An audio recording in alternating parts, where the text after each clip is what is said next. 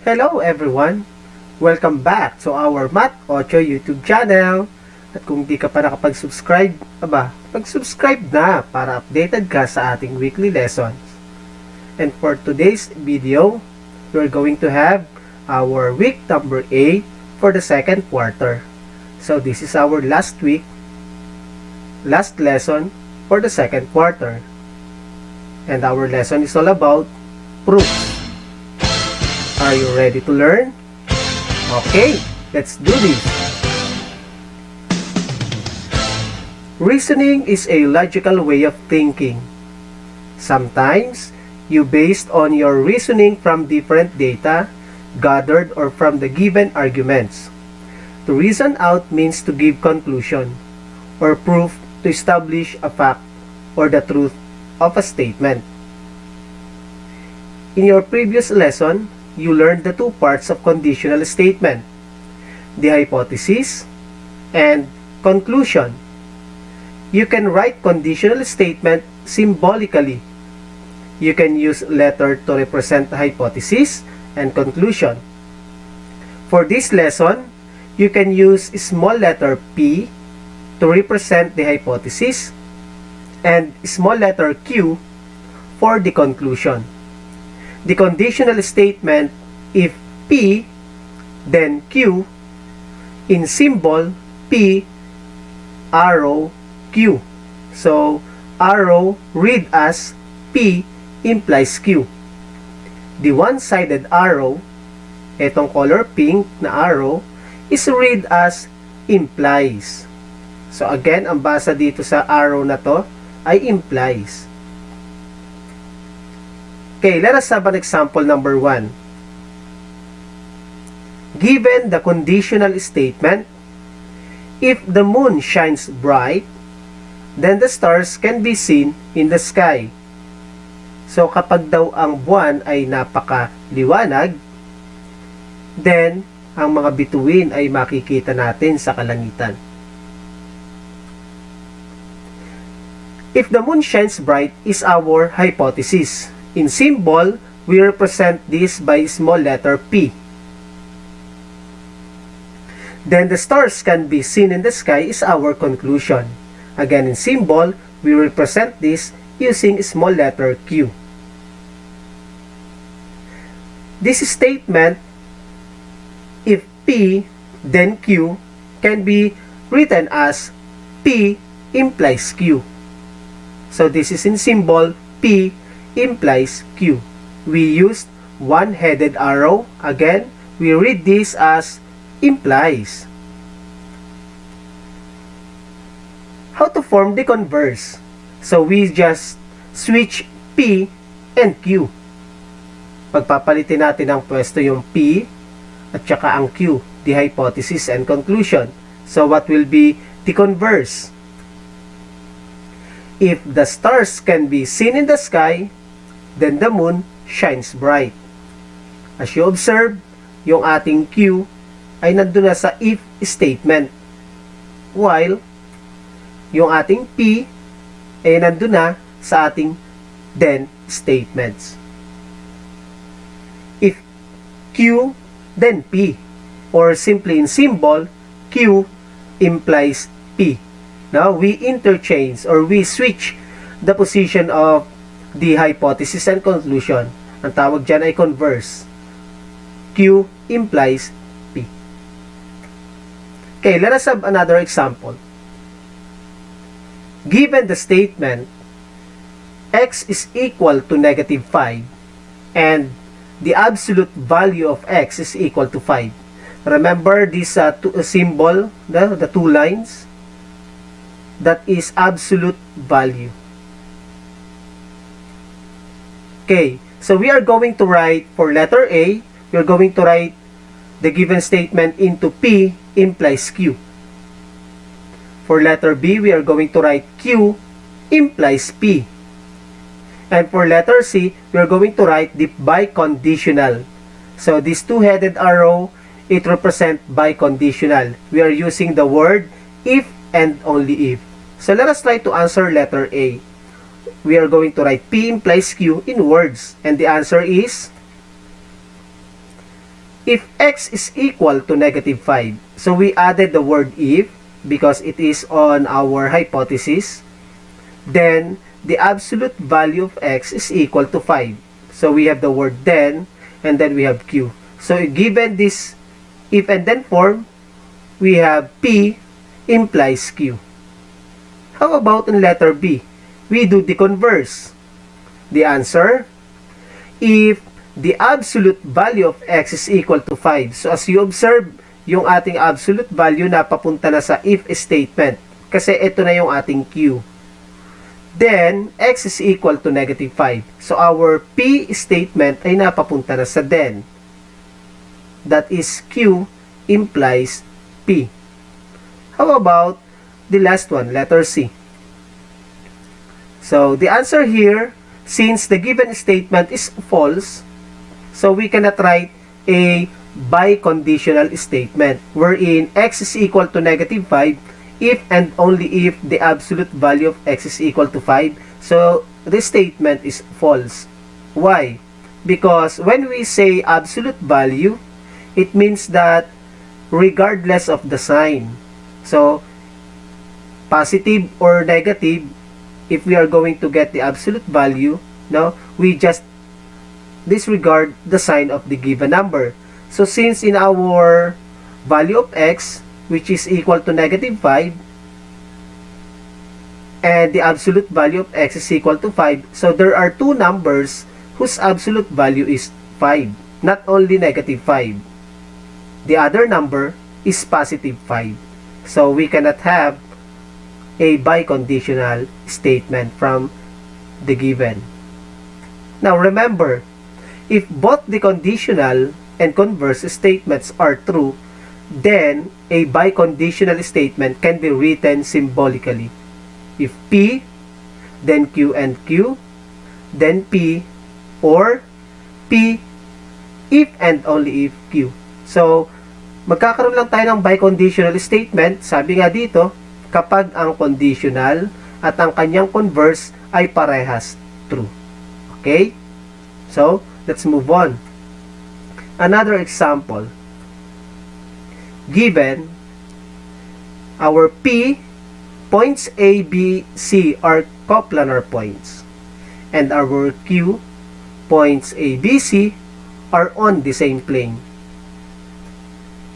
So we are going to write Q implies P. So obviously yung letter A, we are going to do the converse. Letter B, P implies Q. So we are just going to write the conditional statement. And letter C, the biconditional statement P if and only if Q. Let us start with letter A. The answer, if points A, B, and C are on the same plane, so this is our Q, then points A, B, and C are coplanar. This is now our P. Letter B, if points A, B, and C are coplanar, then points A, B, and C are on the same plane. So we are just doing the if and then form. How about the biconditional? Now, we can write the biconditional again if A and B, or the converse and the conditional, are true. Is letter A true, that if points A, B, and C are on the same plane, then the points A, B, and C are coplanar? Yes, that is true. How about letter B? If points A, B, and C are coplanar, then points A, B, and C are on the same plane. Yes, that is also true. Why? Because of the definition of coplanar, wherein when we say coplanar points, these are points lying on the same plane. Therefore, the biconditional statements, points A, B, and C are coplanar if and only if points A, B, and C are on the same plane. So that is our biconditional statement. Okay, for your learning task number 1, given the statement, it is an eagle, it's a bird. So in this statement, our P, it is an eagle, and our Q, it's a bird. what you are going to do is to write the following in words. Letter A, P implies Q. Letter B, Q implies P. Letter C, the biconditional statement, P if and only if Q. And then try to answer, are all statements true? If not, give a counterexample. So you're going to do this on your paper. Alright? So, let's move on. Okay, study the given examples. So this is basic addition. Take a look at the given. 1 plus 1 is equal to 2. 1 plus 3 is equal to 4. 5 plus 3 is equal to 8. 3 plus 3 is equal to 6. 7 plus 5 is equal to 12. And 9 plus 11 is equal to 20. What can you observe about the addends? Do you know what is the addends? So the addends are the numbers that we add. Like here, 1 and then 1. So they are the addends. We have 1 and then 3. We have 5 and then 3. We have 3 and then 3. We have 7 and 5. We have 9 and 11. They are called addends. So what did you observe? What about the sum? When we say sum, that is the answer. We have here 2, 4, 8, 6, 12, 20. May napansin ba kayo doon sa ating sum? Okay. So based on our observation, all the addends are odd numbers. You know what is an odd numbers? An odd numbers are numbers which is not divisible by 2. Ito yung mga number na hindi pwedeng i-divide sa 2. Ano-ano yun? We have 1, 3, 5, 7, 9, 11, so on and so forth. Ang tawag natin doon ay odd numbers. Now, how about the sum? So, all the sum are even numbers. So, yung mga sagot naman, they are all even. You know what is even numbers? Even numbers are those numbers that is divisible by 2. Ano-ano yon? 2, 4, 6, 8, 12, and 20. So, yung mga yan ay even numbers. To conclude, based on our observation, the conclusion or conjecture will be, adding two odd numbers, the sum is even number. So, kapag daw nag-add tayo ng dalawang odd numbers, ang sum niyan, for sure, ay even number. No? Kahit magbigay pa kayo or mag-try kayo, palaging even number. Let's say, 11 plus 11.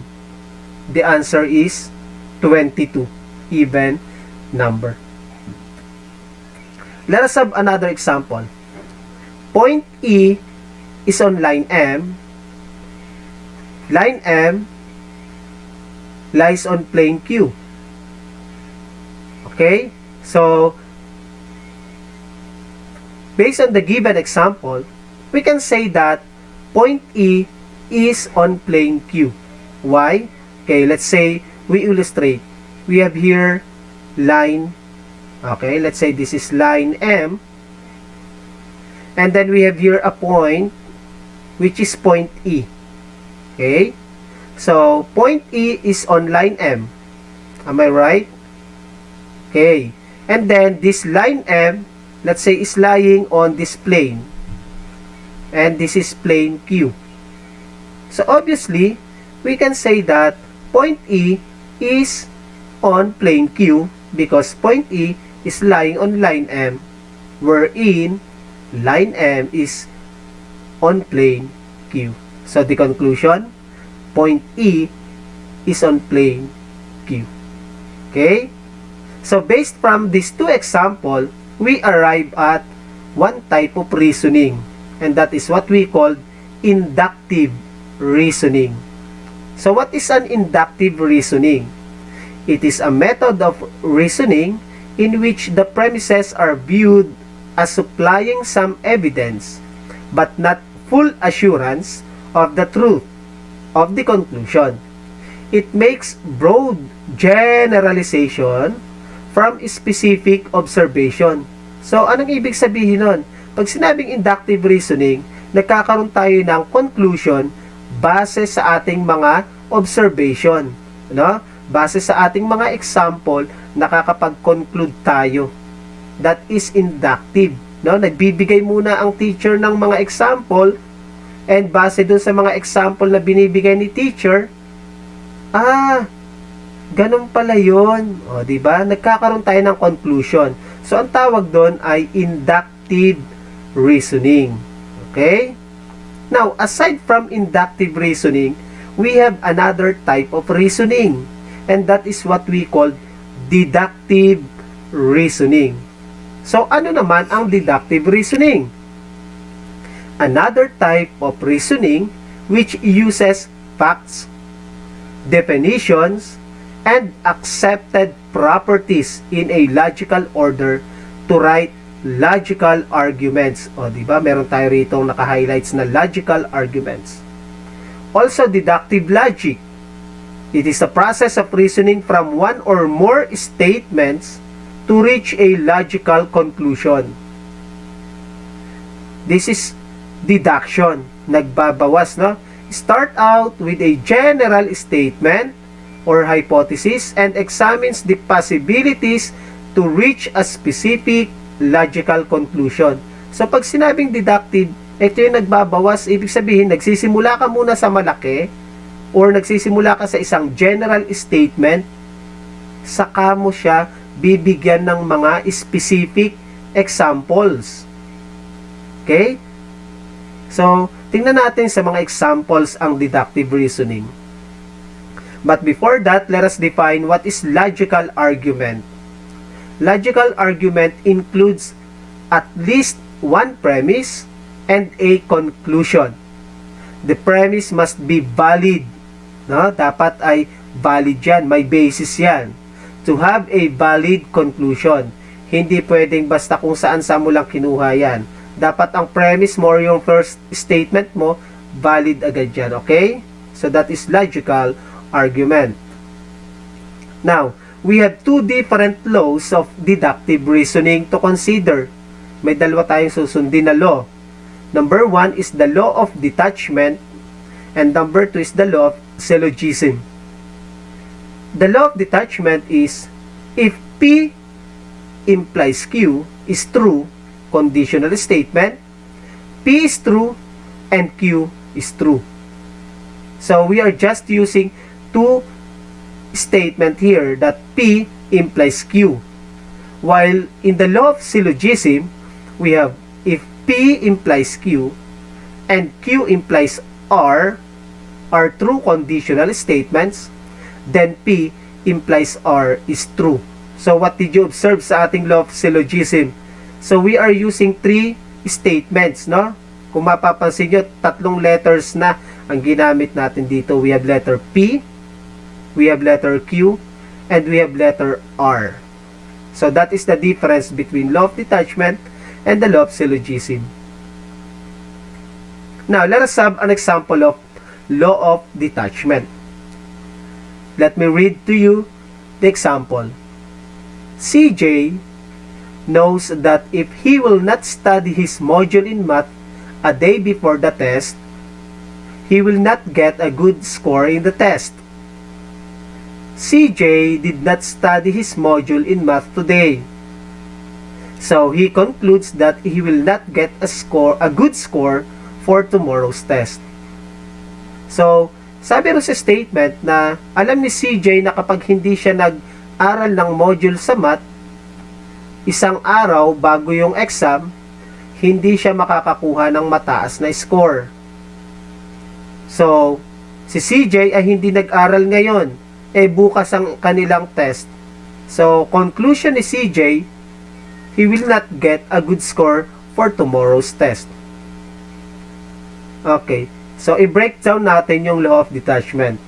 So, in the given, we have the premise using the conditional statement if P then Q, that if CJ will not study his module in math a day before the test, then he will not get a good score. This is our general statement, no, based from the given example.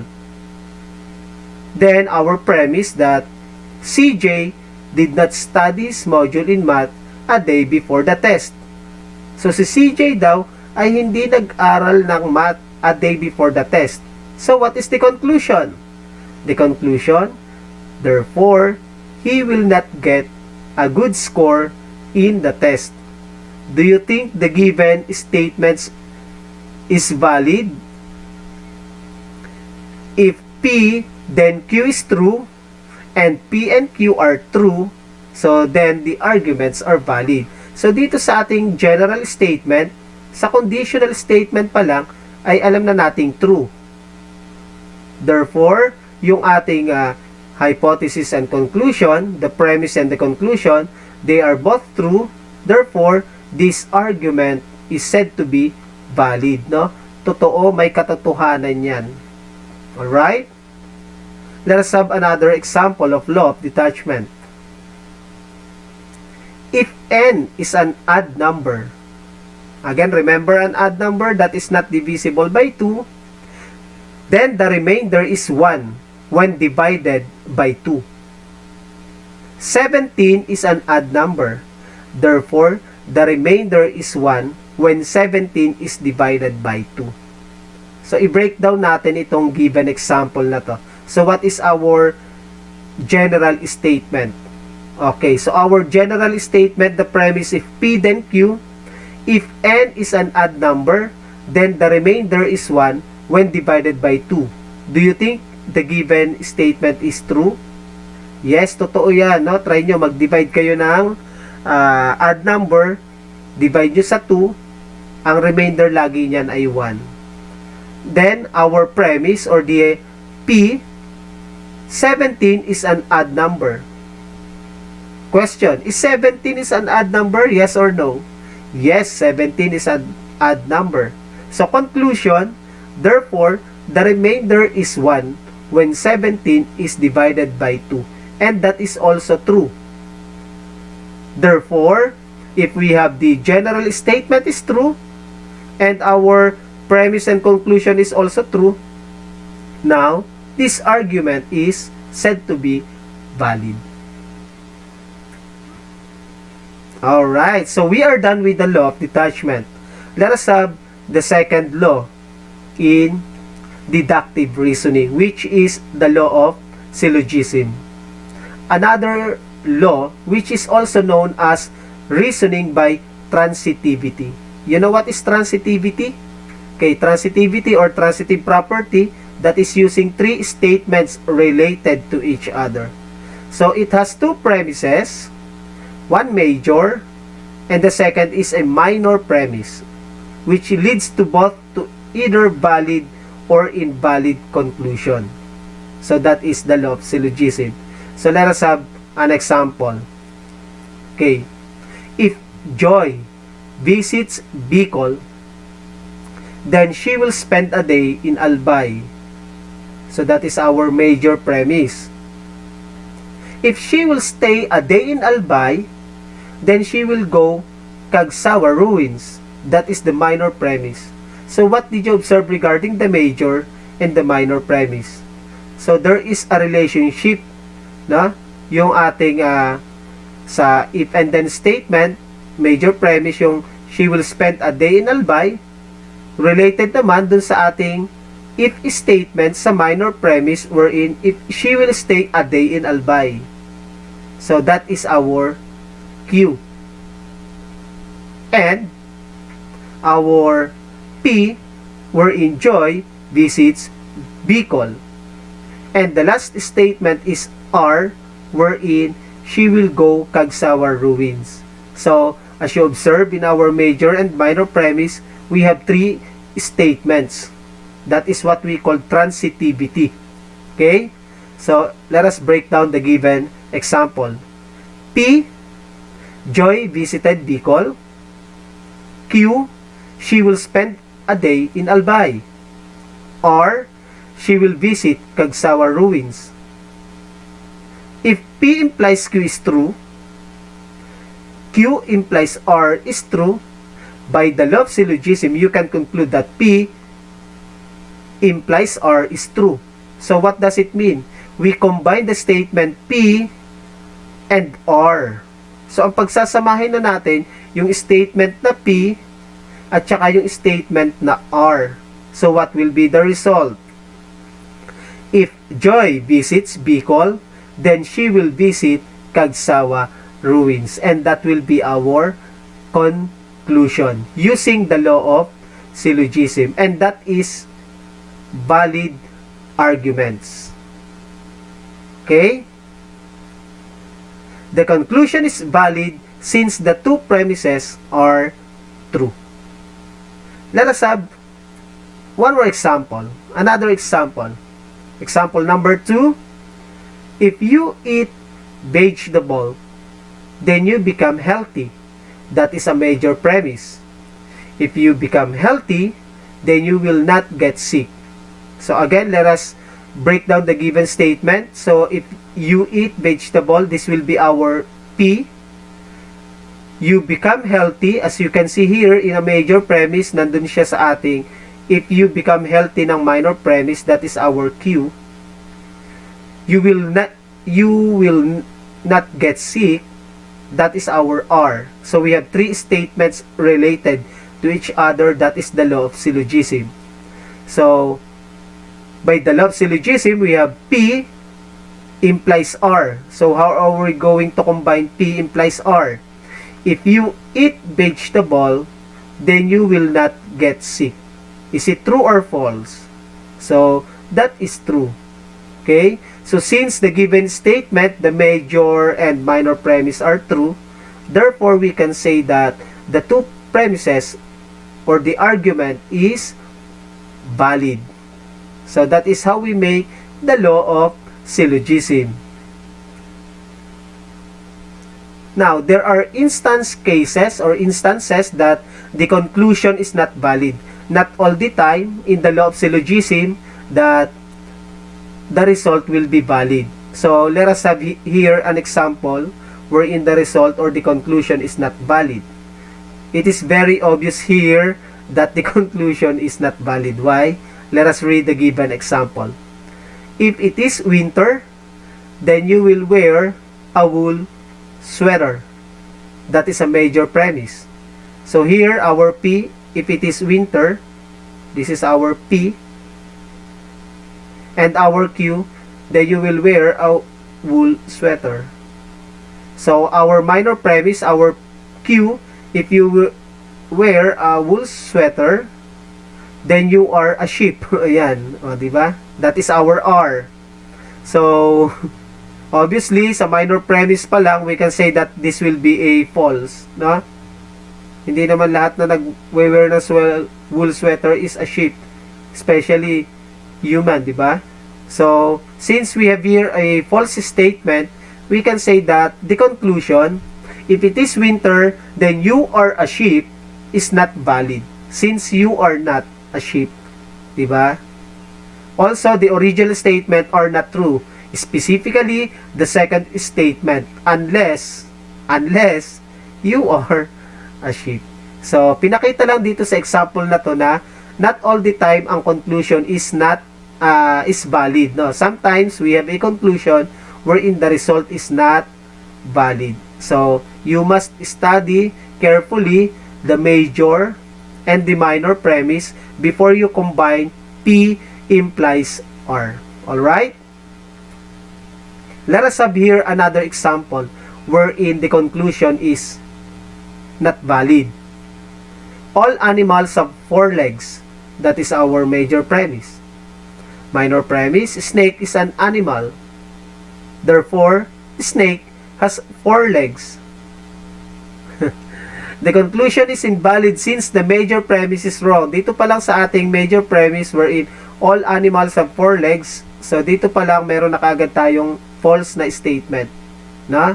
So, if we have a false statement on the major premise, then automatically we can have invalid conclusion. Since snake has 4 legs, that is a false statement. So, the conclusion is invalid. To establish the validity and truthfulness of an argument in the process of proving, we have two different ways in writing a proof. The first one is indirect, and the second one is the direct. Again, we have two ways in writing a proof, the direct and indirect way of proving. Let us study the direct proof. Direct proof is used to prove statements of the form if P then Q, or P implies Q, which we can write as P implies Q in symbol. This method takes an original statement P which is assumed to be true and is used to show directly that the other statement Q is true. Direct proof, no? Diretso kaagad yung pagpuprove natin. So the direct proof has to follow the different steps. Number 1, assume the statement P is true. No? Automatic assume natin agad na yung ating hypothesis ay totoo. Then use what we know about P and other facts as necessary to deduce that another statement Q is true. That is show P implies Q is true. Okay, so let us have an example of direct proof. Example number 1. If n is an odd integer, then n square is odd number. So in a given example, n is an odd integer, that is our P or the hypothesis. Then n square is an odd number, that is our conclusion. So given P, n is an odd integer, n square is odd. So we are going to prove this one using direct proof. So how? Let us say here the procedure. Okay, so to prove, we assume that n is an odd integer, no? So that is our P. Now in symbol, we can use that n is equal to 2k. So when we say 2k, that is definition of even number, no? 2 times the constant, let's say 2 times 1, that is 2, no? That is an even number. 2 times, let's say k is equal to 2, 2 times 2 is equal to 4, that is also an even number. 2 times 3 is equal to 6, that is an even number. 2 times 4 is equal to 8, that is an even number. Therefore, we can represent n is equal to 2k. Definition of even number. But, since we are talking about odd integer, so to find the equation of an odd integer, we have n is equal to 2k plus 1. So we are going to add plus 1 to 2k to represent an odd number. Why? Because, okay, let's say k is equal to 1. 2 times 1 is equal to 2. Plus 1 is equal to 3. So obviously, the result is an odd number. So, n is equal to 2k plus 1 is definition of an odd number. Okay, now let us continue. Since we are going to prove that n square is an odd number, so we square n. From this given statement, we are going to square n. So, kaya nagkaroon tayo dito ng square. So, if we square n on the left side of the equation, we need to square the right side of this equation. That's why yung 2k plus 1 ay nagkaroon ng open and close parenthesis at in-square din. So, reason, we just square both sides of the equation. Now, to simplify this one, 2k plus 1, quantity square, so applying our special product, no? The square of binomial, so we have 4k square plus 4k plus 1. Okay, so that is squaring a binomial, o application na tayo nyan. Then, since we need to represent this 4k square plus 4k in a form of 2k plus 1. So, obviously, ito ay may factor. May common monomial factor, which is 2. So, ilalabas natin ang 2. Ito na yon. Ang natira sa loob ay 2k square plus 2k. And then, we have here the constant plus 1. The method that we used, again, we factored out 2. Since that is a common monomial factor. Now, since we have here 2k squared plus 2k, so we are going to represent this as variable m. Okay, papalitan natin itong 2k square plus 2k ng variable m. That's why ang mangyayari dito is 2, ito ay 2, tapos m na lang ito. So, ito yon, no? N square is equal to 2m plus 1. Again, guys, itong m na to ay galing doon sa 2k square plus 2k. So, obviously, n square is equal to 2m plus 1. And this 2m plus 1 is the same, no? 2m plus 1 is similar to 2k plus 1. Now, remember this 2k plus 1? Ito yun, oh. Ito yun, sundan nyo. Yan, ito yun. 2k plus 1, that is definition of odd number. Therefore, we can say that n square is an odd number because of the definition of an odd number. Okay? So, medyo mahaba-haba yung explanation natin doon. Pero step by step, pinaliwanag ko sa inyo kung paano nakuha. No? Pwede nyo namang balikan ang video pag medyo nalilito kayo at isa-isahin nyo yung mga sinasabi ko. Okay? So, the given statement was proved using direct proof.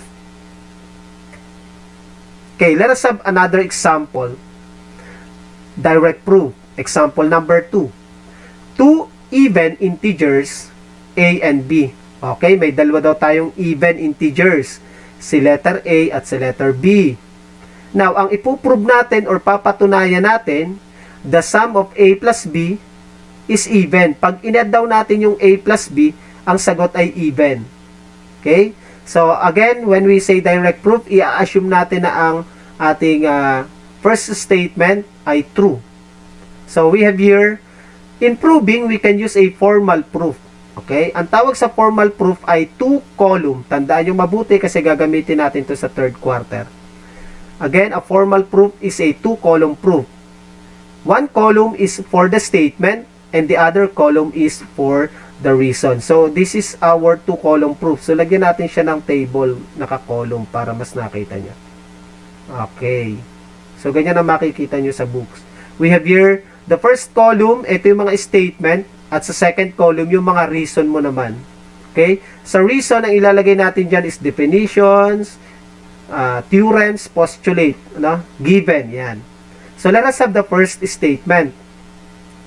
A and B are even number. That is given. Ito yun, no? Given, no? So, papatunayan natin na the sum of A plus B is even.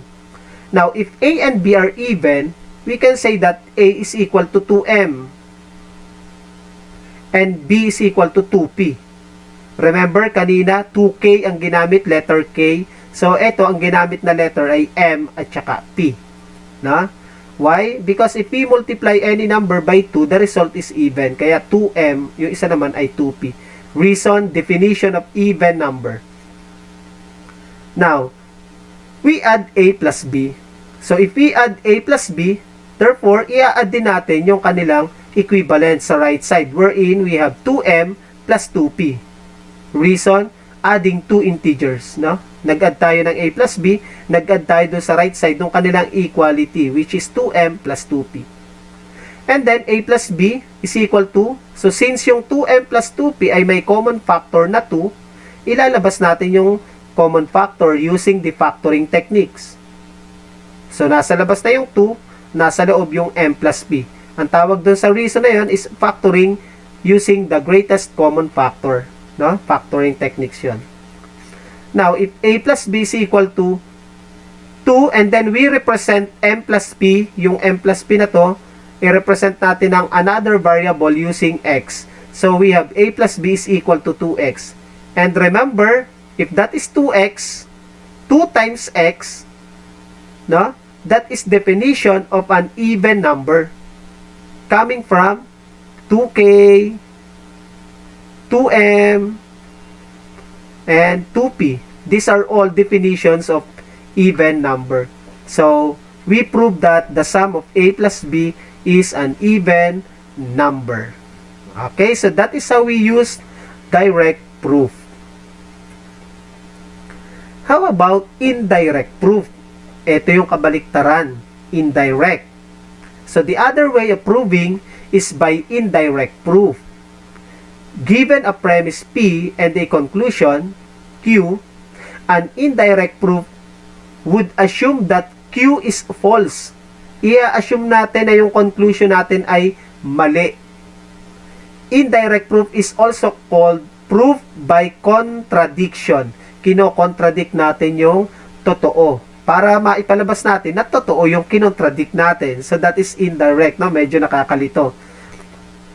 And we have here steps in indirect proving. Number 1, assume the opposite of the conclusion of the statement. Question, what if the conclusion is not true? Paano kung ang conclusion mo ay hindi totoo? Number 2, proceed as if this assumption is true to find the contradiction. The question is, how can you prove that the conclusion is false? Paano mo papatunayan na mali yung conclusion? And finally, number 3, once there is a contradiction, the original statement is true. If you're not able to prove it, then the original statement is true. So kung hindi mo napatunayan yung contradiction na ginagawa mo, ibig sabihin, totoo yung iyong original statement. No? So tingnan natin sa example. Okay, example number 1. Given angle A and angle B are complementary angles. You know what is complementary angles? Pag sinabing complementary, the sum of the measures of the two angles is equal to 90 degrees. So, ang papatunayan natin, we are going to prove that angle B is less than 90 degrees. So, yung angle B daw ay less than 90 degrees. Now, in indirect proof, babalik ta rin natin ito, i-contradict natin yung ating papatunayan. So, we have here our first statement. Angle B is greater than or equal to. So, pansinin nyo yung ating sign compared dun sa ating ipuprove. Diba? Nabaliktad na. Yung ipuprove natin is less than. Pero yung ating first statement, we assume agad ng opposite, no? Nagkaroon ng contradiction. From less than, ginawa nating greater than. Reason? Assume that the conclusion is false and that the contradiction is true. No? Iniisip natin na ito yung totoo. Now, by the definition of complementary angles, yung sinabi ko kanina, that the measure of angle A plus the measure of angle B is equal to 90. Now guys, pag pinag-add mo yung dalawa, dapat yan ay 90 degrees. Bakit? Kasi nga, yun ang definition ng complementary angles. Now, by solving, no, using addition property, kailangan masolve natin yung angle B, meaning yung angle A, kailangan ay mapalipat doon sa kabila by transpose or addition property. So, we have angle B is equal to 90 degrees minus angle A. So, ang sukat pala ni angle B ay equal sa 90 degrees minus angle A. Kailangan ibawas mo pa ang angle A. So, halimbawa, ang measure ni angle A ay, let's say, 30 degrees. O, halimbawa, angle A is 30. Anong measure ni angle B? So, angle B is equal to 90 minus 30. Question. Is angle B greater than 90 degrees if the measure of angle A is 30 degrees? Diba? So, that is false. Therefore, we can prove that the assumption that angle B is greater than or equal to 90 degrees is not true. Hence, the conclusion that angle B is greater than 90 degrees, ito ngayon ang totoo. No? Based from our indirect proving. Nakuha? Okay. So, let us have another example. No integer m and n exist such that 4m plus 2n is equal to 1. No, wala daw integer na m at n ang nag-e-exist such that yung 4m plus 2n ay equal sa 1. So, by indirect proof, you have to assume that integers m and n exist and that 4m plus 2n is equal to 1. So, i-assume natin na yung 4m plus 2n ay equal sa 1. So, we are going to start with the equation 4m plus 2n is equal to 1. So, that is our first statement.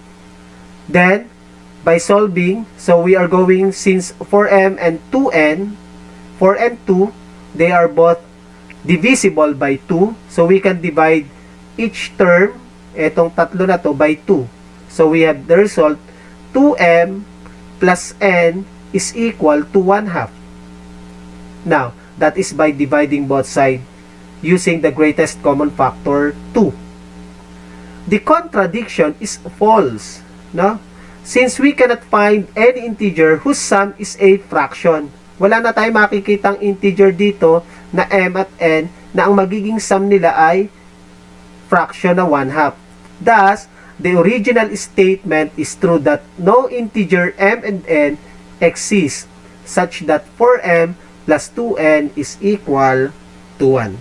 Alright, so that is by indirect proving.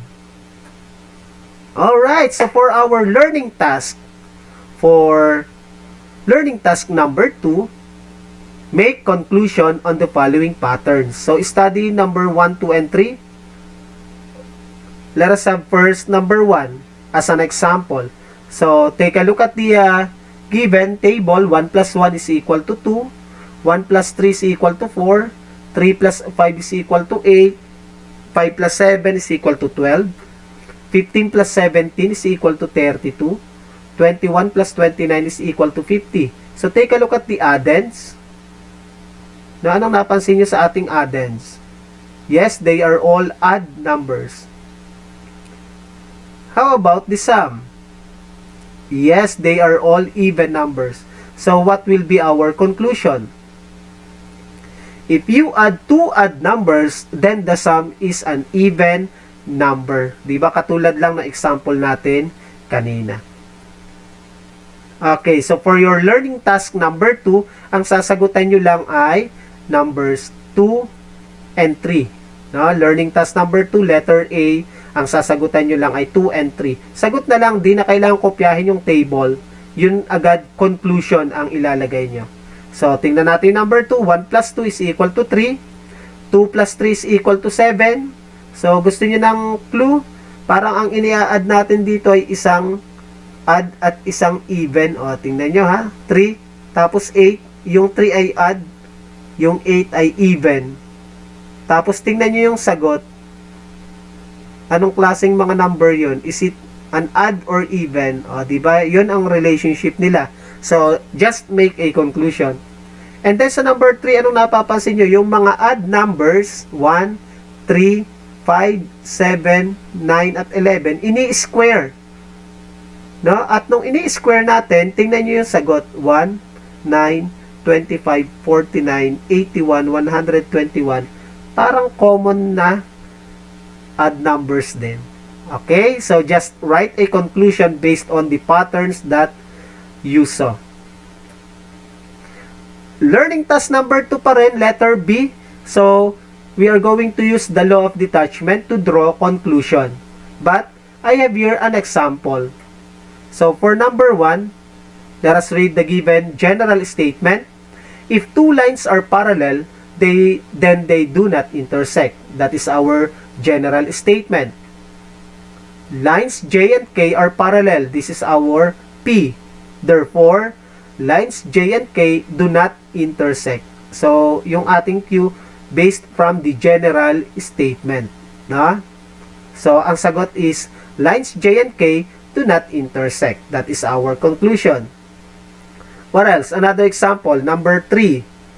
If you get an average grade of 95 to 100, then you will be in the honor roll. Your average grade is 95.25. So what will be the conclusion? Then you will be in the honor roll. Okay? So that is the use of law of detachment. Another example. If two circles have the same center, then they are concentric. The center of two circles is point A. Conclusion? The two circles are concentric. Last example. If points lie on a line, then they are collinear. Points X, Y, Z are in line M. Conclusion? points x, y, z are collinear. So again, the use of law of detachment, no, we refer to the general statement, no, based from P, we must have the conclusion. Okay. Ano-ano yung items na sasagutan nyo sa letter B? So we have number 2, number 4, number 5, number 7, number 8, and number 9. Sagot na lang, hindi na kailangan kopyahin yan. So, ganito na lang, conclusion ang ilalagay nyo. Right, so let's move on. Letter C. Ay, ang dami naman yan, sir. Siyempre, magbibigay ulit tayo ng example. In this case, we are going to use the law of syllogism. Okay, for number 1, if it continue to rain, then the track and field oval will become wet and slippery. So here, this is our P. Then the track and field oval will be wet and slippery. This is our Q. If the track and field oval will become wet and slippery, this is our Q. Then the track and field game will be cancelled. This is our R. Ito na yung R natin. Ito ang Q. Ito ang P. So, anong gagawin natin? We are going to draw a conclusion. P implies R. The answer? If it continue to rain, then the track and field game will be cancelled. And that is valid. Pag nagtuloy-tuloy ang ulan, then the track and field game will be cancelled. Okay? Let us have another example. If you study your lesson, then you will pass the exam. Ang P is you study your lesson. Ang Q, you will pass the exam. If you pass the exam, you will get a good grade. Ang R natin ay you will get a good grade. So, combining P implies R. If you study your lesson, then you will get a good grade. Valid or not valid? So, that is valid. Siyempre, pag nag-aral ka, makakakuha ka ng mataas na marka. Another example. If a man is good in math, then he is an engineer. If he is an engineer, then he can build a house. Ang ating P ay if a man is good in math. Ang ating Q, he is an engineer. At ang ating R, he can build a house. Combining P implies R, the answer, if a man is good in math, then he can build a house. Tanong, valid or not valid? So, that is not valid. Hindi ibig sabihin na good in math na ang man ay makakapag-build na siya ng sarili niyang bahay. Alright! So, for your task, letter C, ito lang ang sasagutan nyo. Number 2, number 6, at number 10. Tatlo na lang sa letter C ang inyong sasagutan. No? Okay, learning task number 3. Letter A, prove the following using direct proof. Given, odd, and even integers, ang ipuprove natin, the sum of odd and even is odd integer. So, take a look at the given. Number 1, let x be odd integer and y is an even integer. A variable represents a number. And then we have x is equal to 2k plus 1. Guys, meron tayo ditong 2k plus 1. So, ano kaya yan? Diba? Kung babalikan nyo yung video na to, makukuha nyo yung tamang sagot. Definition of what? Next, number 3. Y is equal to 2k. 2k naman, nawala yung plus 1. Definition of what kaya yan? Okay, so we have here, dalawa na yung sasagutan. Then, we add x plus y. So, if we add x plus y, yung kanyang expression sa right side ng bawat variable natin must be added 2. So, we have 2k plus 1 plus 2k. So, that is adding 2 integers from statement 2 and 3. Must be 2 and 3.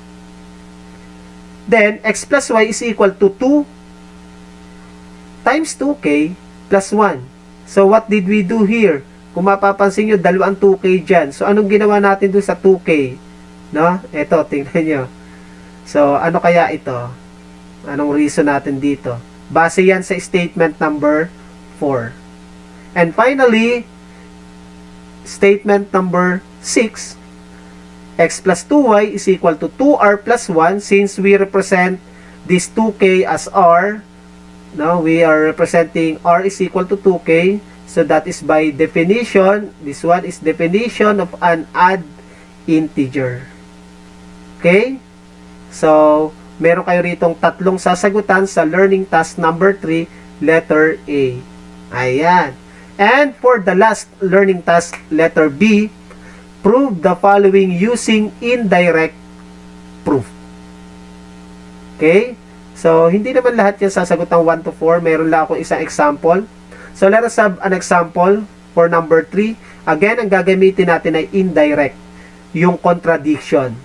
Given, 3r minus 5 is not equal to 13. Prove r is not equal to 6.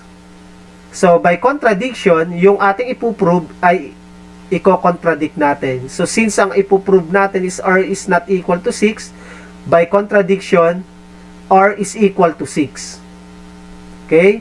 So, we have 3 times 6, since r is equal to 6 by contradiction. So, 3 times 6 minus 5 is not equal to 13.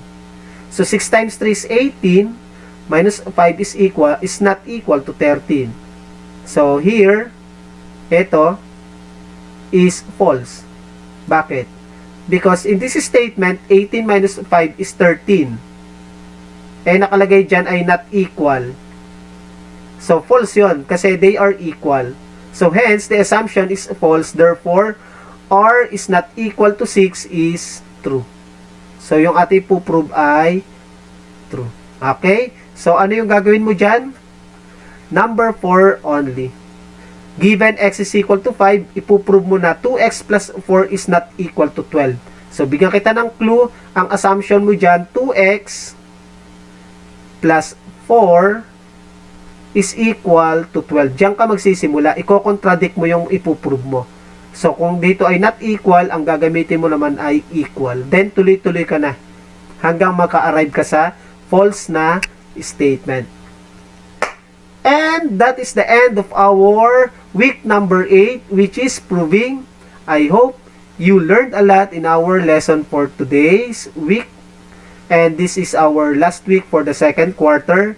So, wait for the video of our summative test part 2, which includes week number 5 to week number 8. And good luck. See you on our third quarter. Happy learnings, everyone.